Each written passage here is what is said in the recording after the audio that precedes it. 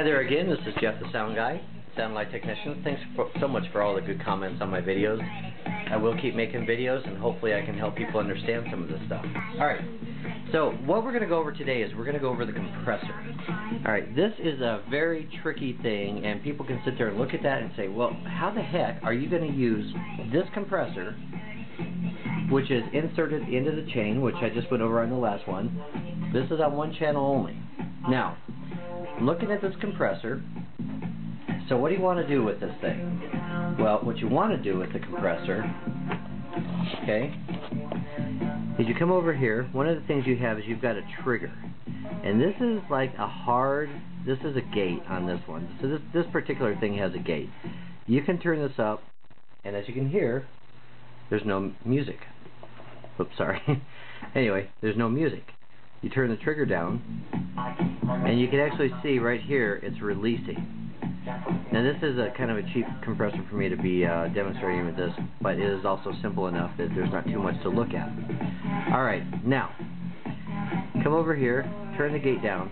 The nice thing about the gate is you can use this for drums, especially a kick. You can come up here, let me kill the high end, so all you're getting is low end. And I'll turn this up, turn up the gate. Okay, now there's no bass right there. I've got the volume pretty high. The gate is really holding the volume down. Okay? Now, okay, I'm not getting much of it. Yeah, not quite the right song for me to explain this. But the way you can use the gate is the gate can actually sit there, and if you've got a kick, you can use a gate so that if there's no signal, it is clamping the signal down, and it's really quiet, and the mic is essentially dead, or very quiet. And then when the kick hits, the gate will open up, and you'll get the hard attack from the kick. And that's really, really cool that you can use that. Now don't over-compress your kick drum. You might actually really like using a gate more than a compressor on the kick drum. Compressors can make things sound kind of muddy. It will take the hard attack, boom, and just make it go whoosh. So there's different things you can do with this. Now, the next thing, and I kind of went over this on the last video, is you've got threshold. I don't know if this is working or not, this angle. Alright, you've got threshold. So if you have this all the way to the right, there is no cut at all. Okay? Now, as you start turning your threshold up, you'll see it start increasing more and more and more as far as your compression. Okay, so let's say we're compressing it that much.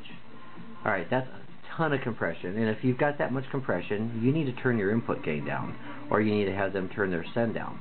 You shouldn't have anything compressed this much normally.